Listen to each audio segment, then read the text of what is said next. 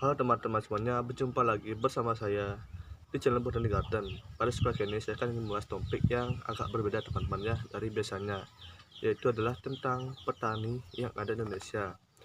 Bagaimana setiap harinya harga beras itu naik, harga cabai juga ikut naik, harga sayuran juga ikut naik.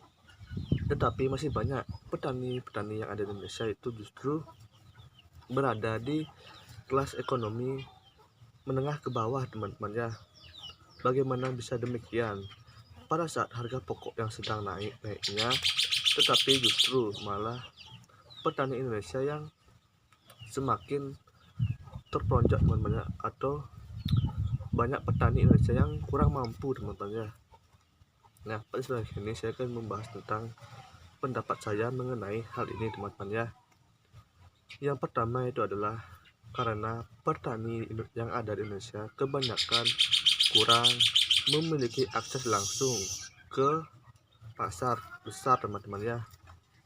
Biasanya para petani akan menjual hasil panen mereka ke tengkulak. Nah, tengkulak inilah yang akan menjual hasil panennya ke pedagang-pedagang yang ada di pasar-pasar besar teman-teman ya.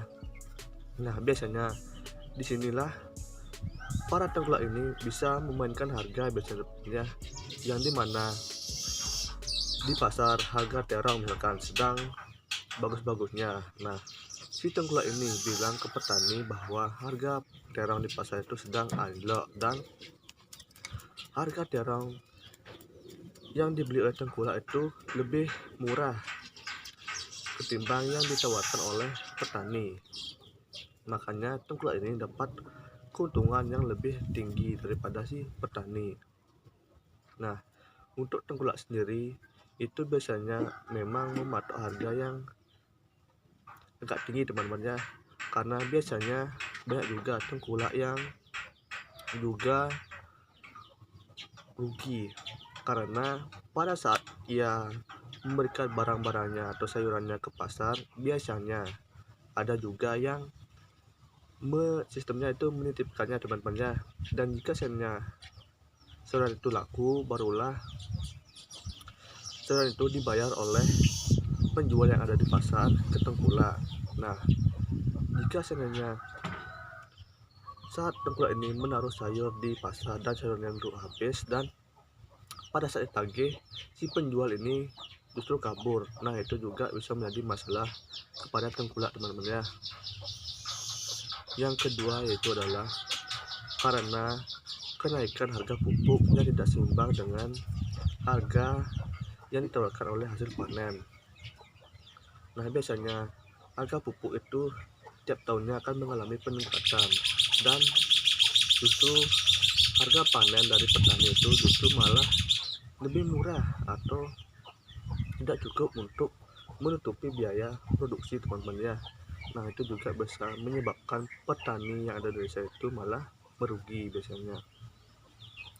Kemudian itu adalah lahan yang sudah mulai kurang subur akibat pengaruh dari pupuk kimia. Nah, ini juga bisa mempengaruhi nantinya hasil panen yang akan didapatkan oleh petani teman-teman ya. Jika lahan tersebut sudah tidak produktif, maka kebanyakan petani akan menjual lahan tersebut dan bahkan beralih fungsi menjadi rumah perumahan teman-teman ya. Seperti di daerah saya ini sudah banyak lahan pertanian yang awalnya itu sawah kemudian dijual dan menjadi kompleks perumahan-perumahan yang dibeli oleh pengembang teman-teman ya. Kemudian yang terakhir atau yang keempat itu adalah kurangnya peran pemerintah kepada petani teman-teman ya, dimana pemerintah kurang memperhatikan kesejahteraan petani yang ada di Indonesia, sehingga petani yang ada di Indonesia itu kurang mendapatkan perhatian dari pemerintah, misalkan seperti subsidi pupuk ataupun hal lainnya teman-teman ya. Nah, itu juga perlu menjadi PR terhadap pemerintah. Nah, juga di sini saya ingin mengutarakan pendapat saya pribadi teman-teman ya, tentang suatu berita yang mungkin teman-teman sudah pernah mendengar berita ini, yaitu adalah tentang Kementerian Pertanian yang memberikan lahan sebanyak 10.000 hingga sampai 20.000 hektar untuk warga di Palestina. Nah, di sini saya ingin memberikan pendapat saya, teman-teman ya, di mana banyak sekali masyarakat Indonesia yang justru masih banyak yang kelaparan, teman-teman ya, terutama di daerah-daerah terpencil.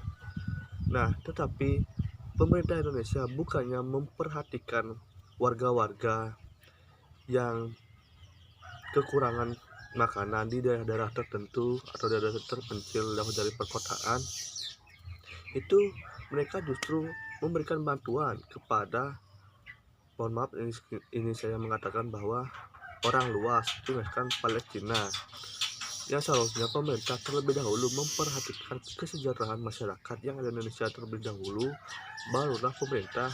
Jika hanya masyarakat Indonesia sudah sejahtera, sudah sadar pangan papannya sudah mencukupi, pemerintah bisa memberikan bantuan seperti tersebut kepada luar negeri, teman-teman ya, atau orang dari luar negeri.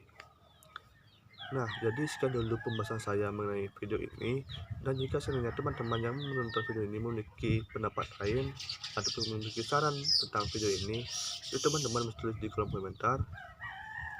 Dan jika seandainya teman-teman juga memiliki permasalahan tentang tanaman yang sedang tanaman teman-teman yang sedang dialami, itu teman-teman bisa tulis di kolom komentar. Nanti akan saya bantu carikan solusi atas permasalahan yang sedang dialami teman-teman terhadap tanaman pertanian teman-teman. Oke, jadi sekian dulu pembahasan dari saya, dan sampai jumpa di video berikutnya.